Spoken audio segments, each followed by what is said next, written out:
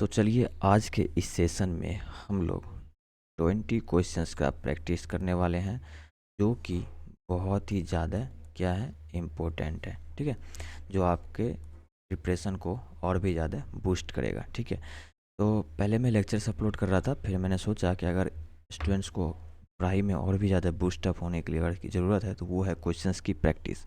पहले मैं बोल देता था आप लोग को कि क्वेश्चंस का प्रैक्टिस आप लोग को करके रखना है, बट मैं सोच रहा हूँ कि आप लोग को कुछ इंपॉर्टेंट क्वेश्चंस दूंगा जो आपके लिए बहुत ही ज़्यादा हेल्पफुल है और पूरी चैप्टर्स को रिवाइज करने में आपकी हेल्प करेगी। तो आप हमारे साथ डेली सुबह के 8 बजे, ठीक है, आप हमारे साथ डेली सुबह के 8 बजे जुड़ेंगे। यहाँ पे हम लोग 15 to 20 क्वेश्चंस का डेली हम लोग क्या करेंगे, प्रैक्टिस करेंगे। ठीक है, दूसरी चीज़, आपको इन सारी क्वेश्चंस की एक्सप्लेनेशन, ठीक है, इन सारी क्वेश्चंस की एक्सप्लेनेशन वीडियो आपको इसी वीडियो जो आप अभी देख रहे हो इसके डिस्क्रिप्शन में आपको प्रोवाइड कर दी जाएगी। आप उसको प्लेलिस्ट को ओपन करोगे और जिस भी चैप्टर से आपको रिलेटेड प्रॉब्लम है उस चैप्टर को आप यहाँ पे ओपन करके उस चैप्टर के उस टॉपिक में जा कर के आपका सॉल्यूशन देखोगे। ठीक है, तो आपके लिए होने वाली है 20 क्वेश्चंस की अभी प्रैक्टिस, एक तरह से कह सकते हो टेस्ट की तरह से। ठीक है, जहाँ हम आपको साथ में आंसर भी बताते चलेंगे। तो आप क्या करो, अभी सबसे पहले आपको लेना है एक पेन और एक अपना notebook.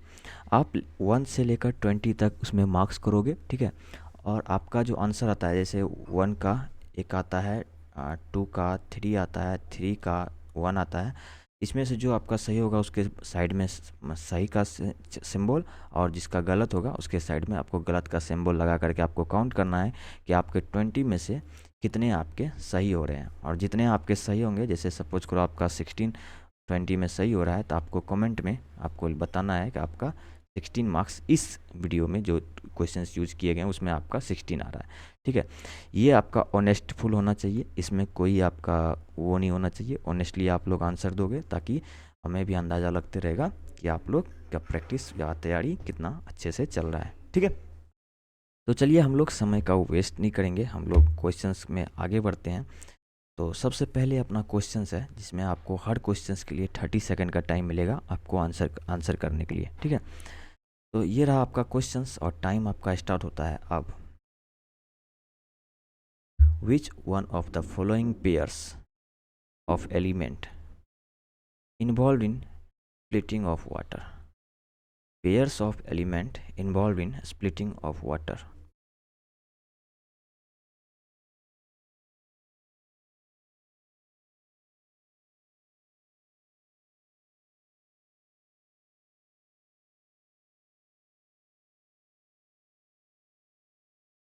Your time is up. आपका 30 सेकंड खत्म हो गया। तो आंसर इज, आप लोग का क्या आ रहा है, जल्दी बताओ क्या आ रहा है। 1 2 3 4 क्या आ रहा है। ठीक है, तो जिनका भी आंसर 2 आ रहा है, मैग्नीज एंड क्लोरीन। ठीक है, जिनका भी आंसर मैग्नीज एंड क्लोरीन आ रहा है उनका आंसर एकदम राइट है। तो 2 इज़ द राइट आंसर। अपने क्वेश्चंस के बगल में आप क्या करो, राइट का सिंबल लगा और काउंट करना है कि आपका कितना राइट हो रहा है। ठीक है, यहाँ पे क्वेश्चंस पूछ रहा था कि एलिमेंट्स का पेयर बताना है जो स्प्लिटिंग ऑफ वाटर में काम, मतलब वहाँ पे इन्वॉल्व है। तो मैग्नीज और क्लोरीन है, और स्प्लिटिंग ऑफ वाटर कहाँ पे होता है, आपको आपके लिए ये क्या रहेगा, यहाँ पे एक होमवर्क रहेगा। पहला होमवर्क आपका, आपको बताना है कि स्प्लिटिंग ऑफ वाटर कहाँ होता है। ये सारी कॉन्सेप्ट को रिवाइज करने के लिए आपको डिस्क्रिप्शन में लिंक प्रोवाइड कर दी गई है। ठीक है, चलिए हम लोग नेक्स्ट क्वेश्चन पे बढ़ते हैं। यहाँ पे अगला क्वेश्चन है आपका कि choose the correct one which represent the correct empirical equation, correct empirical equation of photosynthesis, and your time starts now.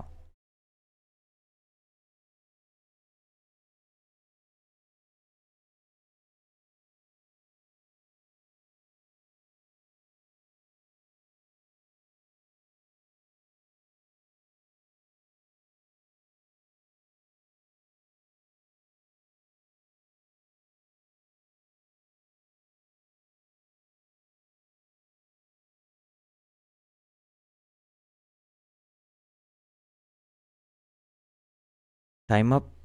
आप लोगों का आई होप कि आंसर आ गया होगा, कोई ना कोई ऑप्शन इसमें से आ गया होगा। तो सबसे पहले जो आपको एलिमिनेशन मेथड यहाँ पर यूज करना था। यहाँ पे बात हो रही है फोटोसिंथेसिस की, तो ये दो ऑप्शन को तो आप पहले ही काट दोगे, क्योंकि यहाँ पे ऑक्सीजन ऐड हो रही है यहाँ पर, तो ये दो ऑप्शन तो आपका पहले कट गया। अब हम लोग बात करते हैं 6CO2 6CO2, ऑप्शन सेम है। अब हम लोग बात करते हैं क्या 6H2, हम लोग याद करने की कोशिश करेंगे, ठीक है, कि क्या 6H2O यहाँ पे ऐड हो रहा था या फिर 12H2O ऐड हो रहा था। तो आपको याद आ जाएगा कि यहाँ पर हम लोग 12H2O यूज कर रहे थे। तो किसका किसका थर्ड आंसर आया है वो बिल्कुल सही है। अपने क्वेश्चंस के बगल में राइट टिक लगाएगा आप लोग, ठीक है। Equation is 6CO2 plus 12H2O, ये आपको बना कर दे रहा है लाइट और क्लोरोफिल के प्रेजेंस में 6O2 plus C6H12O6 glucose plus 6 molecules of H2O, ठीक है। और ये जो ऑक्सीजन आपको यहाँ पे मिल रहा है, कॉन्सेप्ट है, ये जो ऑक्सीजन आपको मिल रहा है ये कहाँ से, ये ऑक्सीजन किसका है, ना कि कार्बन डाइऑक्साइड का, ये ऑक्सीजन आपको वाटर का है, ठीक है। चलिए next question, the significance of bacteria, bacteria का सिग्निफिकेंस बताना है जो कि प्रिज्म एक्सपेरिमेंट में यूज किया गया था। कौन सा बैक्टीरिया, यूजिंग यूजिंग क्लेडोफेरा, ठीक है। तो वहाँ पे बैक्टीरिया का सिग्निफिकेंस बताना है प्रिज्म एक्सपेरिमेंट में यूजिंग क्लेडोफोरा। क्या सिग्निफिकेंस था, आपके पास चार ऑप्शन है, योर टाइम स्टार्ट्स नाउ।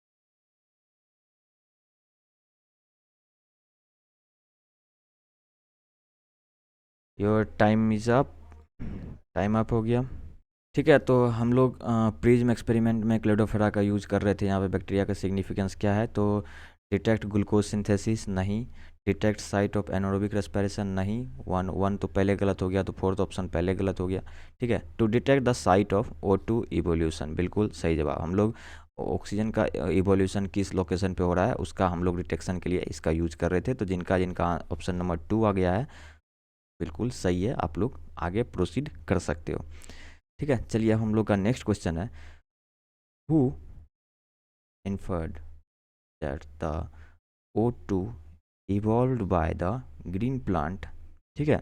जो हमारा ऑक्सीजन ग्रीन प्लांट के द्वारा इवॉल्व हो रहा है वो H2O से आ रहा है। अभी थोड़ा देर पहले हम लोग बात कर रहे थे, नॉट कम फ्रॉम CO2, वो CO2 से नहीं, वो H2O से आ रहा है, ठीक है। ये हमारा इक्वेशन था, ठीक है। बैलेंस आप लोग कर लेना, इधर ग्लूकोज ऑक्सीजन इवॉल्व हो रहा था, यहाँ पे क्वेश्चंस पूछ रहा है जो O2 इधर हमारा इवॉल्व हो रहा था वो इससे आ रहा है या इससे आ रहा है, इससे तो नहीं आ रहा है, इससे आ रहा है, ये किन्होंने बताया था, आपको नाम बताना है। आपके पास चार ऑप्शन है, क्या साइंटिस्ट का नाम है।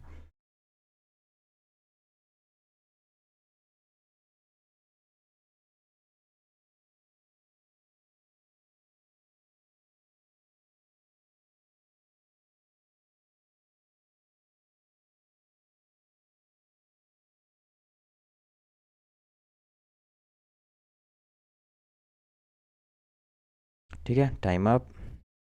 सो right answer is first, Cornelius van Niel, ठीक है। इन्होंने किस पे स्टडी किया था, purple and green sulphur bacteria पे, purple and green sulphur bacteria पे, ठीक है। एक्सपेरिमेंट इन्होंने किया था, ठीक है। चलिए अब हम लोग आगे बढ़ सकते हैं।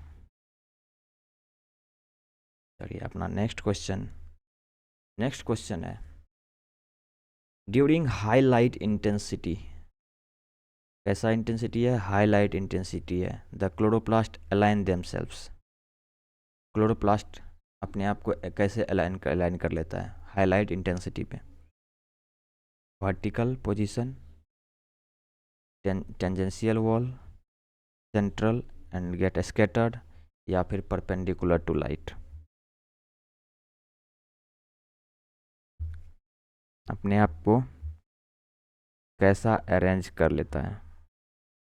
इन सारे क्वेश्चंस का एक्सप्लेनेशन आपको मिल जाएगा, ठीक है। अभी आपकी टेस्ट चल रही है जो कि लगभग हाफ एन आवर की होने वाली है। यहाँ आपको 20 क्वेश्चंस अटेम्प्ट करने का समय दिया जा रहा है।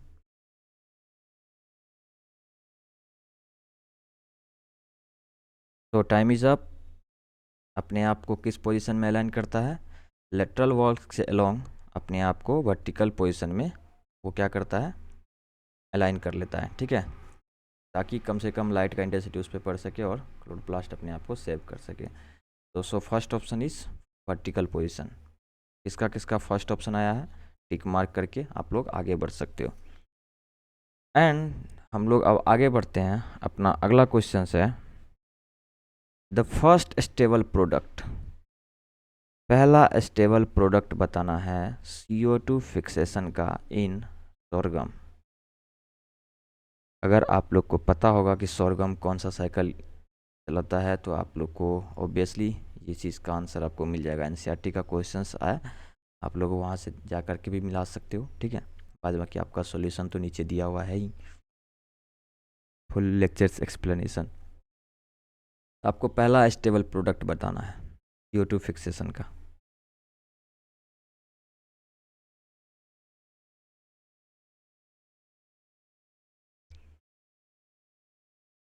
पहला ऑप्शन आपका है सक्सिनिक एसिड, दूसरा है ऑक्जेलो एसिटिक एसिड, तीसरा है आपको फॉस्फोग्लिसरिक एसिड और चौथा है pyruvic acid. So your time is up. Now the answer is oxaloacetic acid, जो कि कितने कार्बन का होता है? 4 कार्बन का होता है। सेकेंड ऑप्शन जिसका भी सेकेंड आया है टिक मार्क करके आप लोग आगे बढ़िए। चलिए हम लोग नेक्स्ट क्वेश्चन पे चलते हैं। अब अपना नेक्स्ट क्वेश्चन है, आपको ये डायग्राम देखना है, ठीक है।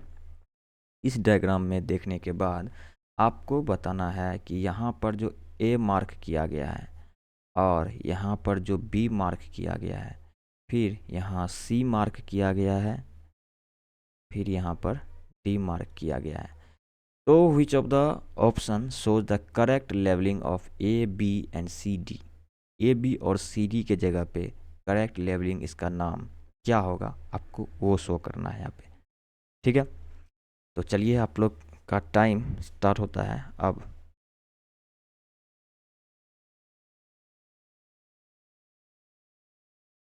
इतनी इजी इजी क्वेश्चंस है ना, आप लोग इसको अगर चाहो तो 5 से 10 सेकंड के अंदर में अटैम्प्ट ले सकते हो। फिर भी आप लोग के पास 30 सेकंड्स का टाइम है, कोई नहीं, आराम से आप लोग इसको पढ़ो। हो सकता है आपके लिए फर्स्ट टाइम हो तो समझने में थोड़ी दिक्कत आएगी। लिए लेक्चर्स का लिंक आपको डिस्क्रिप्शन में दिया हुआ है, आप लोग वहाँ से रिवाइज भी कर सकते हो कंप्लीट चैप्टर्स को, ठीक है।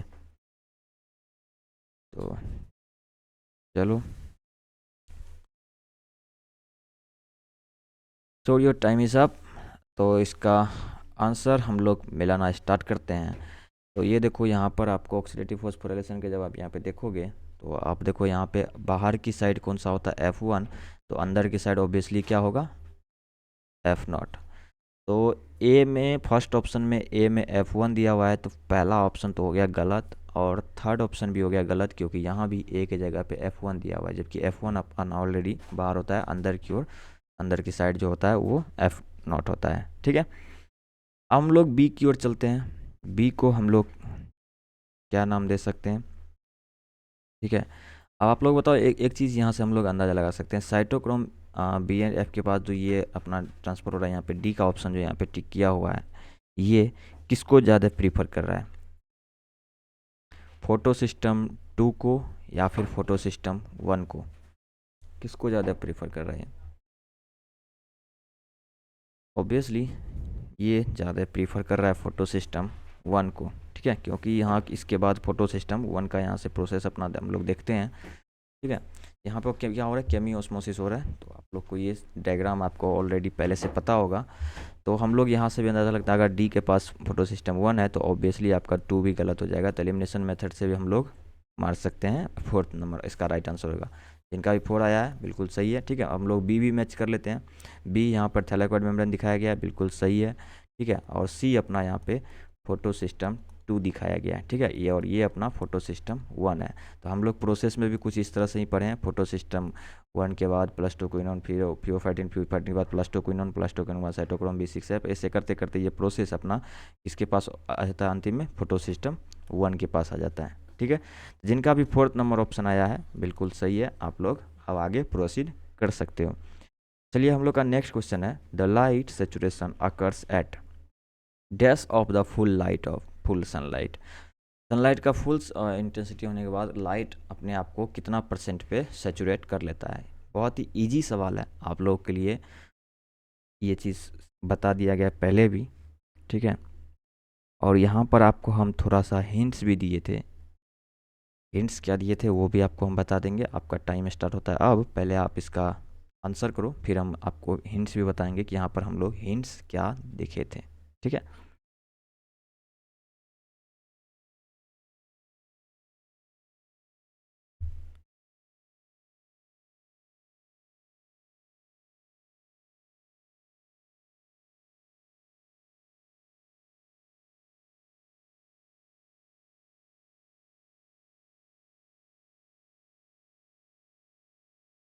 चलिए टाइम आपका अप हो गया, ठीक है।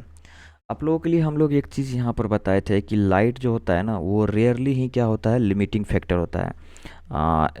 किसको छोड़ करके, एक्सेप्ट में हम लोग देखे थे कि जो प्लांट जो है शेडेड एरिया में है या फिर डेंस फॉरेस्ट में, बहुत ही घना जंगल है, वहाँ वहाँ तक उनके पास लाइट नहीं पहुँच पा रही है, तो उसके लिए लिमिटिंग हो सकता है। लेकिन लाइट जो होता है वो रेयरली ही क्या होता है, लिमिटिंग फैक्टर, नेचर में लिमिटिंग फैक्टर होता है। तो इसका आंसर हो जाएगा कि लाइट सेचुरेशन अकर्स कितना % पे, वो 10% पे होता है। तो आपको हम यहाँ पर एक हिंट दिए थे कि अगर आप लोग थोड़ा सा आउट ऑफ एनसीईआरटी जाओगे तो आपके लिए हम बताए थे कि जो C3 प्लांट है अपना, ये 10% पे अपना क्या कर लेता है, सेचुरेशन अचीव कर लेता है, जबकि C4 प्लांट जो है टॉलरेट करता है ये 50% तक चला जाता है। तो ये डाटा आपको अगर याद रहती है तो ठीक है, ठीक है, लेकिन आप अगर नहीं है तो आपको 10% वाला याद रखना ही है। ये तो अपना यूनिवर्सल की तरह हम लोग याद रखेंगे ही रखेंगे, ठीक है। तो 10% is the right answer. Light जो होता है, एक चीज़ आपको ध्यान रखना है कि रेयरली ही लिमिटिंग फैक्टर होता है, नहीं तो हर एक प्लांट्स के पास अच्छे अमाउंट में वहाँ पे जितना उनको चाहिए उतना उसके पास पहुँच जाता है, ठीक है।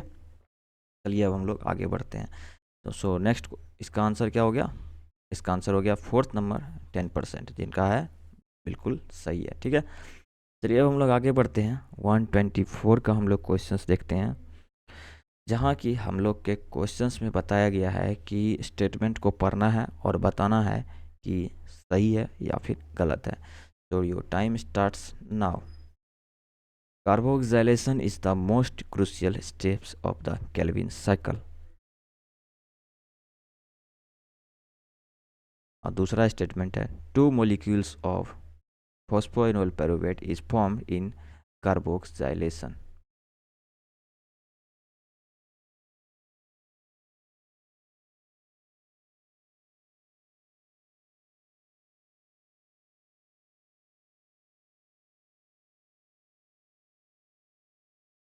सो योर टाइम इज़ अप।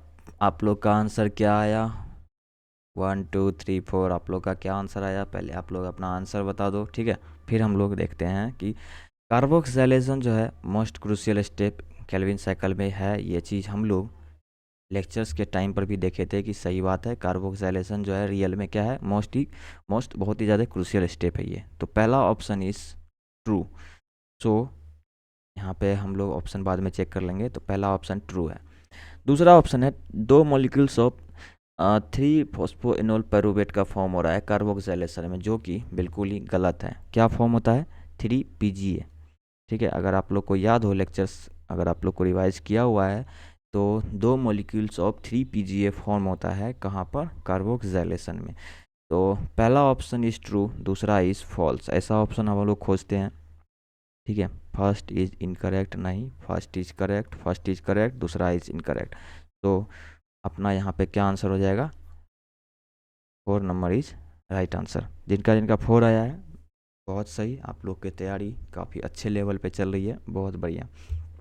अब हम लोग का नेक्स्ट क्वेश्चन है, number of RUBP and CO2 molecules required in product of 6 molecules of 3 PGA।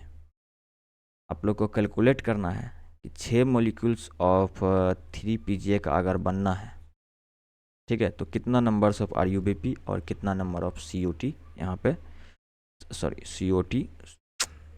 CO2 यानी कार्बन डाइऑक्साइड लगने वाला है। ठीक है, आप लोग कैलकुलेट करके बताओ। पहले आप लोग एक मॉलिक्यूल्स के लिए निकाल लो, फिर अपना उसे 6 से मल्टीप्लाई कर दो, हो गया। ठीक है,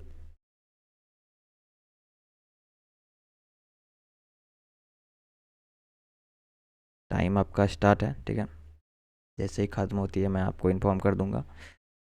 तब तक आपके पास थोड़ा कैलकुलेशन टाइम है, तो इसमें आपको हम 5 से 10 सेकेंड्स का आपको ज़्यादा देंगे। इसमें टेंशन नहीं लेना है, टाइम का टेंशन नहीं है। वीडियो को पॉज भी कर सकते हो आप लोग, बेस्ट मेथड ये ज़्यादा सही रहेगा। वीडियो को पॉज कर लोगे तो ये ज़्यादा सही रहेगा। ठीक है, चलिए अब हम लोग आगे बढ़ते हैं। ठीक है, तो देखो क्या होता है कि अपना 2 मॉलिक्यूल्स ऑफ 3 PGA बनता है। 2 मॉलिक्यूल्स ऑफ 3 PGA बनता है तो अपना क्या लगता है, एक RUBP लगता है, बाइंड करता है, और एक अपना कार्बन डाइऑक्साइड। जब ये दोनों बाइंड करता है तो अपना क्या होता है, 2 मॉलिक्यूल्स ऑफ 3 PGA बनता है। तो 2 मॉलिक्यूल्स ऑफ 3 PGA बनने में आपको एक RUBP और आपको क्या लग रहा है यहाँ पर, एक कार्बन डाइऑक्साइड लग रहा है। तो इस तरह से हम लोग को 6 मॉलिक्यूल्स अगर बनाना है तो इसमें कितना से मल्टीप्लाई करना पड़ेगा, 3 से मल्टीप्लाई करना पड़ेगा। इधर भी आप 3 से मल्टीप्लाई करोगे, इधर भी 3 से मल्टीप्लाई करोगे, तो 3 RUBP और 3 CO2 का ज़रूरत पड़ने वाला है। अगर आपको ये समझ में नहीं आई है तो आपके लिए ईजी एक्सप्लेनेशन डिटेल्स लेक्चर्स एक ही लेक्चर्स में आपको नीचे डिस्क्रिप्शन लिंक है, आपको इसका करेक्ट एक्सप्लेनेशन वहाँ पे प्रोवाइड किया हुआ है। तो आप जाकर के वहाँ से कंप्लीट रिएक्शन के साथ आप इसको रिवाइज कर सकते हो। So answer is 3 RUBP and 3 CO2। सो किस में 3 RUBP, 3 RUBP 2 CO2 नहीं, 2 RUBP नहीं, 3 RUBP 3 RUBP, 3 CO2 1 CO2 नहीं। तो आंसर इज थर्ड नंबर। किसका किसका थर्ड आया है आप लोग टिक मार्क कर सकते हो। अब लोग नेक्स्ट बढ़ते हैं, अगला है साइक्लिक फोटोफॉस्फोराइलेशन। सबसे पहले एक क्वेश्चन को स्टार्ट करने से पहले आप हमें एक बात बताओ कि साइक्लिक अपना है और एक अपना नॉन साइक्लिक है। ठीक है, तो साइक्लिक में कौन कौन सा फोटो सिस्टम होगा और नॉन साइक्लिक में कौन कौन सा होगा।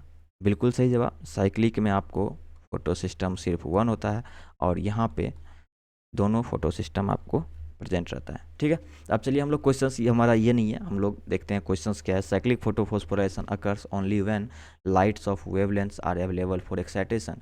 तो साइक्लिक फॉस्फोराइलेशन तभी होगा जब कितना वेवलेंथ्स का लाइट अवेलेबल हो एक्साइटेशन के लिए। तो साइक्लिक में हमारा होता है फोटो सिस्टम 1। तो आप लोग के लिए थोड़ा सा हिंट्स भी है, तो आप लोग बताओ कि फोटो सिस्टम 1 कितना लाइट्स पे ये एक्साइटेशन कर देता है, कितना वेवलेंथ्स की लाइट इसको चाहिए। वीडियो को पॉज करो, आंसर करो, फिर हम लोग इसका आंसर देखते हैं। इसका जो मैक्सिमम वेवलेंथ लाइट है वो कितना है, 680 नैनोमीटर। एंड जो अपना फोटो सिस्टम 2 का मैक्सिमम वेवलेंथ ये है 700 नैनोमीटर। इनके कारण इसको क्या बोल देते हैं, P680 एंड P700। ठीक है, तो बियॉन्ड 680 नैनोमीटर आंसर यहाँ पर बिटवीन नहीं, हम लोग के पास मोस्ट अप्रोप्रिएट आंसर यहाँ पर बियॉन्ड के पास चलेंगे। ठीक है, क्योंकि मैक्सिमम ये है तो हम लोग बियॉन्ड, इसके बियॉन्ड चलेंगे। तो सो आंसर इज यहाँ पर most appropriate is first one, जिसका पहला आंसर आया है बिल्कुल सही जवाब। हम लोग अब आगे बढ़ेंगे। चलिए अपना नेक्स्ट क्वेश्चन है, विच of the following statement is correct for C3 plant. C3 plant के लिए करेक्ट स्टेटमेंट आपको बताना है। वीडियो को पॉज करो, आंसर करो, फिर वीडियो को आप स्टार्ट करो। ठीक है, मैं आपको डायरेक्ट इसका आंसर बता रहा हूँ। जो C3 प्लांट होता है ये आपको आ गया, विच of the following statement is correct पूछा है ना, हाँ ठीक है। जो C3 प्लांट होता है ये आपको क्या करता है, साइक्लिक पाथवे शो करता है। ठीक है, कब, ड्यूरिंग डार्क फेज। ये क्या होता है, common in all plant, dark phase में, जो कि क्या है, कॉमन है सभी प्लांट के लिए। So option is 4 is right answer. Detailed explanation नीचे आपको दिया हुआ है। ठीक है, हम लोग आगे बढ़ रहे हैं। 128 में कह रहा है कि correct representation of splitting of water. आपको काफ़ी अच्छे से ये चीज़ समझाया गया है। ठीक है, सारे एक्सप्लेनेशन आपको नीचे दिया हुआ है, बार बार कहने की ज़रूरत नहीं है, ठीक है। तो आपको करेक्ट एक्सप्लेनेशन बताना है स्प्लिटिंग ऑफ वाटर का। वीडियो को पॉज करो, आंसर करो, हम लोग आगे बढ़ रहे हैं, ठीक है। डायरेक्ट आंसर के भरोसे नहीं रहना है, आपको खुद से ट्राई मारना है।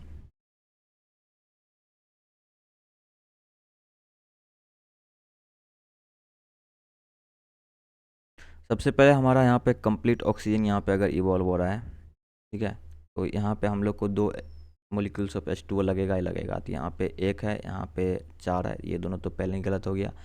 लेकिन यहाँ पे अगर 2 मोलिक्यूल्स ऑफ अगर हम लोगों को ऑक्सीजन यहाँ पे ज़रूरत है, तो यहाँ पर हम लोग को क्या लगनी चाहिए, 4 H2O लगेगा, 4 मोलिक्यूल्स ऑफ H2O लगेगा, जो कि यहाँ पर है नहीं, तो ये भी गलत हो गया। तो सबसे पहले अपना ये तो एलिमिनेशन मेथड हो गया। अब हम लोग चलिए देखते हैं कि 2H2O जब ब्रेक करेगा तो कितना यहाँ पे 4 प्रोटॉन प्लस 4 इलेक्ट्रॉन प्लस 1 अपना कंप्लीट यहाँ पे आप ऑक्सीजन अपने को देखने को मिलता है।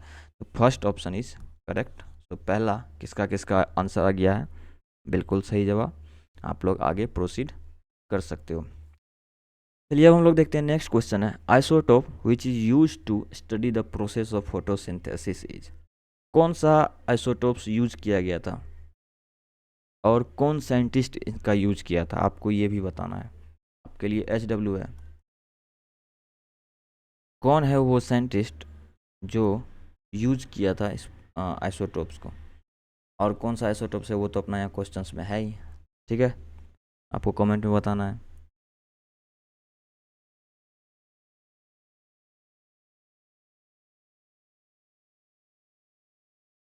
आ गया आंसर,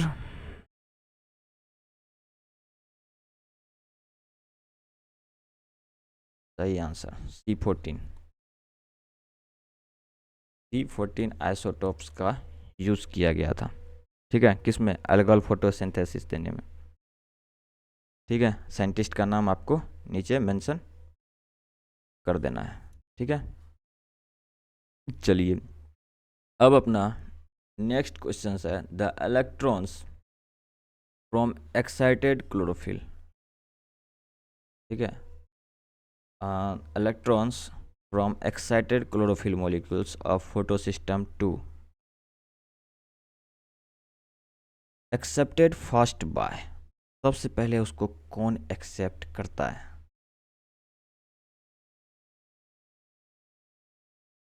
टाइम स्टार्ट आपको स्क्रीन को पॉज करना है, फिर से आपको स्क्रीन को अनपॉज करके आपको आंसर इसका मैच करना है, ठीक है, और फिर लास्ट में आपको अपना कितना मार्क्स आया उसको सबमिट करना है कमेंट बॉक्स में। तो electrons from excited chlorophyll molecules of photosystem 2 से जब इलेक्ट्रॉन एक्साइट हो रहा है तो सबसे पहले एक्सेप्ट उसको कौन कर रहा है, इस इलेक्ट्रॉन को। तो अब हम लोग आंसर्स की ओर बढ़ते हैं। तो राइट आंसर इज प्लास्टोक्विनोन। जब आप लोग को ये प्रोसेस समझाया जाएगा, आप लोग देखोगे नीचे आपको लिंक दी हुई है, जब आप उस पर क्लिक करोगे तो आपको देखोगे कि जब ये प्रोसेस आपको समझाया जाएगा तो सबसे पहले जो फोटोसिस्टम 2 के बाद प्राइमरी एक्सेप्टर है वो है अपना फियोफाइटिन के बाद ये किसके पास ट्रांसफ़र हो रहा है, सबसे पहले एक्साइटेड इलेक्ट्रॉन पूछा है, देखो यहाँ पे एक्साइटेड इलेक्ट्रॉन ऑफ क्लोरोफिल, ठीक है। तो फियोफाइटिन के बाद ये किसके पास ट्रांसफ़र हो जाता है, प्लास्टोक्विनोन के पास। तो right answer is most appropriate quinone, ठीक है, यहाँ हम लोग के हिसाब से। हेरोडोक्सिन तो यहाँ आता ही नहीं है, वो तो आपको फोटोसिस्टम 1 के पास है। साइटोक्रोम भी इसके भी पास है, बाद में है, ठीक है। इस तरह से हम लोग एलिमिनेशन मेथड भी यूज़ कर सकते हैं, लेकिन अगर कॉन्सेप्ट वाइज भी जाएंगे तो हम लोग फोटोसिस्टम 2 के बाद अपना प्राइमरी एक्सेप्टर फियोफाइटिन, उसके बाद ये ट्रांसफ़र कर दिया जा रहा है किसको, जो एक्साइटेड इलेक्ट्रॉन है, यहाँ के बाद एक्साइट हुआ, ये एक्सेप्ट किया, इसके बाद जो इसके पास यहाँ पर कैसा है, एक्साइटेड इलेक्ट्रॉन है, इसको एक्सेप्ट करने वाला क्या है, कौन है, प्लास्टोक्विनोन, ठीक है। अब हम लोग आगे बढ़ें।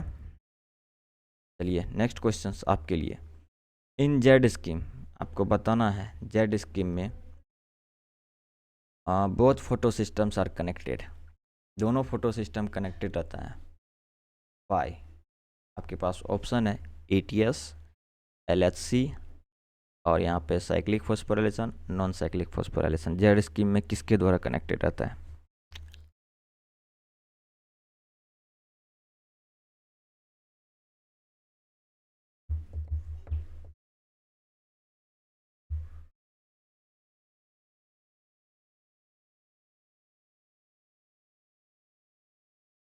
सो अपना most appropriate answer goes to electron transport system. जो अपना जेड स्कीम है, फोटो सिस्टम 2 से अप हिल गया, फिर डाउन हिल आया, फिर फोटो सिस्टम 1 के पास से ये अप हिल जाएगा और फिर ये बाद में डाउन हिल आ करके यहाँ पे अपना NADPH का फॉर्मेशन यहाँ पे हो जाता है। ये आप देखोगे तो एन टाइप का दिखता है, बट अगर आप इसको थोड़ा सा टिल्ट करके देखोगे तो ये आपको जेड टाइप से ऐसे दिखेगा। सपोज करो यहाँ पे अपना फोटो सिस्टम 2 है, यहाँ पे फोटो सिस्टम 1 है, तो ये आपको जेड टाइप से दिखेगा। एनसीईआरटी ने यही कहा है, ठीक है, जेड स्कीम। लेकिन रियलिटी में ये होता नहीं है। रियलिटी में जो होता है वो आपको हम एक्सप्लेन एक अलग से इस पर वीडियो बना के आपको बताएंगे, जिग जैग मोशन के कारण, ठीक है। जिग जैग टाइप का आपको यहाँ पे दिखेगा एक्टिविटी, तो उस तरह से कारण होता है। तो यहाँ पर आपको ये एंट्रस दिख रहा है, लेकिन इसका थोड़ा सा टिल्ट करोगे तो आपको ये जेड तरह दिखेगा, जिसको जेड स्कीम नाम दे दिया गया अकॉर्डिंग टू एनसीईआरटी। ये जो जेड स्कीम है आपको कनेक्टेड, दोनों फोटो सिस्टम इसमें कनेक्ट रहता है किसके थ्रू? इलेक्ट्रॉन ट्रांसपोर्ट सिस्टम के थ्रू। यहाँ से इलेक्ट्रॉन एक्साइट करेगा, फिर यहाँ आएगा, फिर यहाँ आएगा, फिर यहाँ आएगा, फिर यहाँ आएगा, तो ऐसे करते हुए, ठीक है। तो राइट आंसर इज ETS, ठीक है। अब हम लोग आगे बढ़ें। आगे है अपना proton gradient across the thylakoidal membrane causes. जो थैलाकोइड मेम्ब्रेन के अक्रॉस प्रोटॉन ग्रेडियंट काउज होता है, एक साइड प्रोटॉन का एक्युमुलेशन होता है, दूसरे साइड से प्रोटॉन का उधर से इधर ट्रांसफ़र होता है। सपोज करो ये अपना थैलाकोइड मेम्ब्रेन है, तो ये क्या कॉज करता है? किधर एसिडिक, किधर बेसिक, किधर का pH बढ़ रहा है, किधर का घट रहा है, यही सब आपके ऑप्शन में है, तो आपको चूज करना है।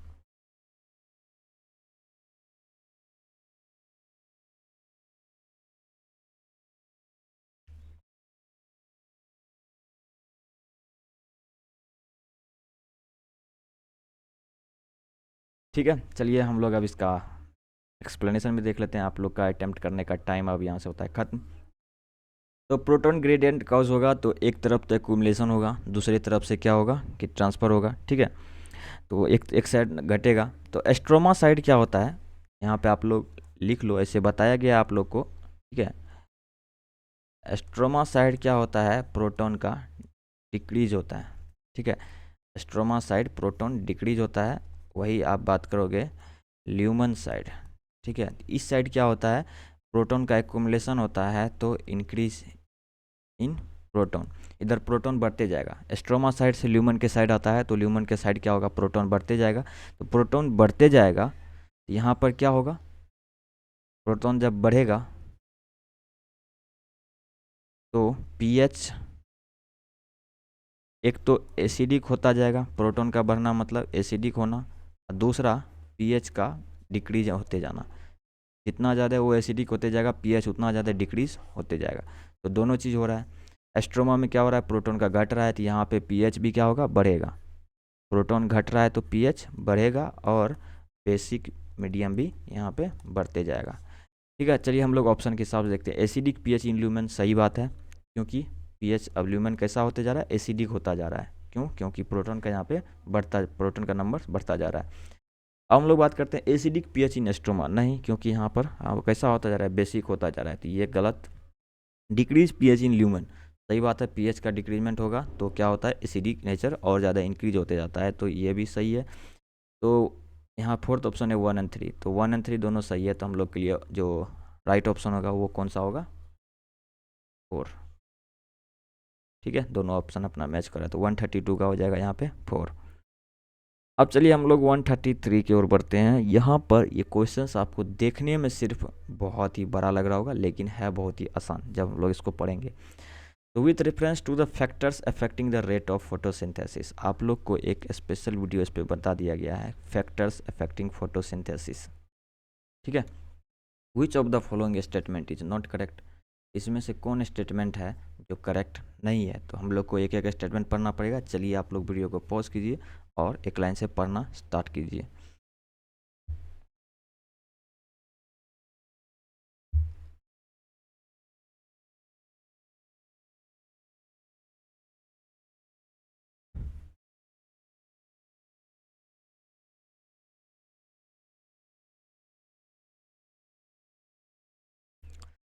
तो आई होप कि आप लोग वीडियो पॉज करके इसको सॉल्व कर लिए होगे। तो हम लोग अब आगे बढ़ें।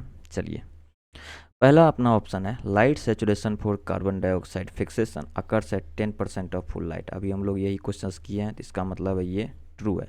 हम लोग को निकालना क्या है, हम लोग को निकालना है कि कौन सा स्टेटमेंट करेक्ट नहीं है, यानी कि हम लोग को फॉल्स पता करना है।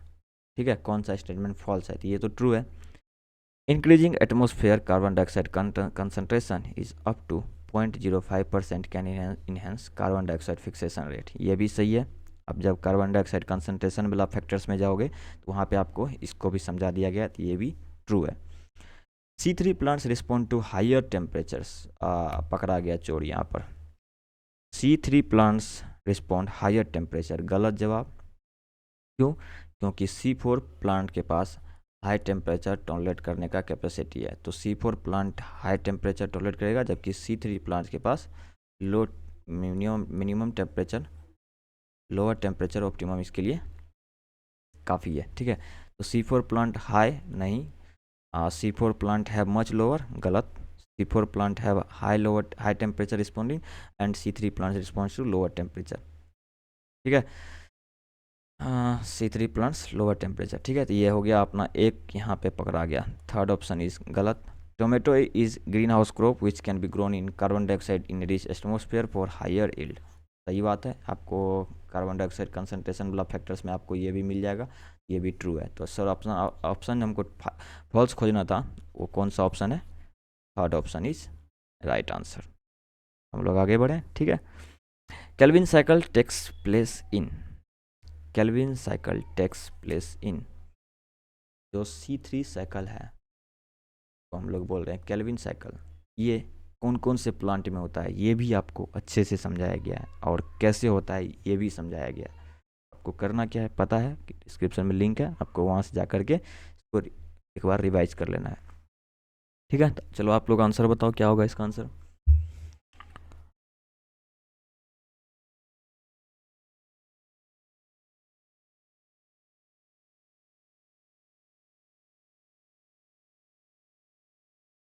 ठीक है, तो केल्विन साइकिल दोनों में ही होगा। राइट आंसर इज थर्ड, में एक्सप्लेनेशन की ज़रूरत ही नहीं है। आप लोग के लिए एक यहाँ पर होमवर्क हो सकता है, चलो मैं दे ही देता हूँ कि C3 साइकिल, C3 प्लांट में साइट बताना है, यानी लोकेशन, प्लांट लोकेशन बताना है। ठीक है, और C4 प्लांट में C3 का लोकेशन बताना है। ठीक है, चलिए ठीक है, का एक्सप्लेनेशन आपको दिया गया है, आप लोग जा करके इसको भी रिवाइज कर सकते हो। और अपना आज का 20th question and the last question is C4 plant show saturation at about, C4 plant अपना सेचुरेशन कब शो करता है? while C3 respond to increase CO2 concentration and saturation is seen only beyond। ठीक है, आपके लिए दोनों ऑप्शन है। पहले आपको C3, पहले C4, हाँ सॉरी, पहले आपको C4 का बताना है, फिर आपको C3 का बताना है।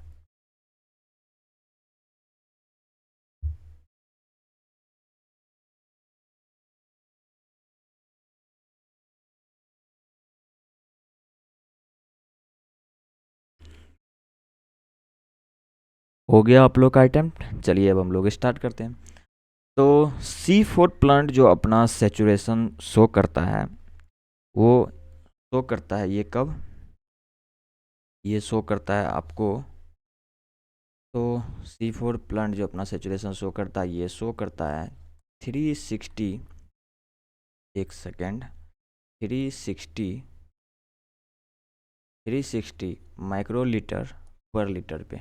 ठीक है, जबकि C3 प्लांट जो है ये अपना सेचुरेशन शो करता है बियॉन्ड 400 टू 450 माइक्रोलीटर पर लीटर। ठीक है, तो C3 के लिए अभी भी क्या है? CO2 कंसंट्रेशन लिमिटिंग फैक्टर है। ठीक है, तो आप कह सकते हो अपने करंट CO2 कंसंट्रेशन के एबिलिटी के हिसाब से एटमॉस्फेयर में C3 प्लांट्स के लिए अभी भी क्या है? ये लिमिटिंग फैक्टर है। तो चलो हम लोग ऑप्शन चूज करते हैं C4 के लिए। ये तो हो गया पहले गलत, 360 सही है, बियॉन्ड 400 नहीं 450, तो अपना right answer is 2 option is the right answer. तो students thank you so much. आप लोग को अपना मार्क्स कितना है, आप लोग को आउट ऑफ 20 कितना आया है, डिस्क्रिप्शन में आप बता सकते हो, क्योंकि आप लोग के लिए काफ़ी ज़्यादा हेल्पफुल रहेगी, हमें भी समझने में हेल्पफुल रहेगी कि आपकी तैयारी कितनी अच्छे से चल रही है। तो थैंक यू सो मच, मिलते हैं नेक्स्ट सेशन में जहाँ हम लोग रेस्पिरेशन इन प्लांट्स चैप्टर को कंप्लीट करेंगे, ठीक है, और क्वेश्चंस की भी प्रैक्टिस करेंगे। Thank you so much, bye bye.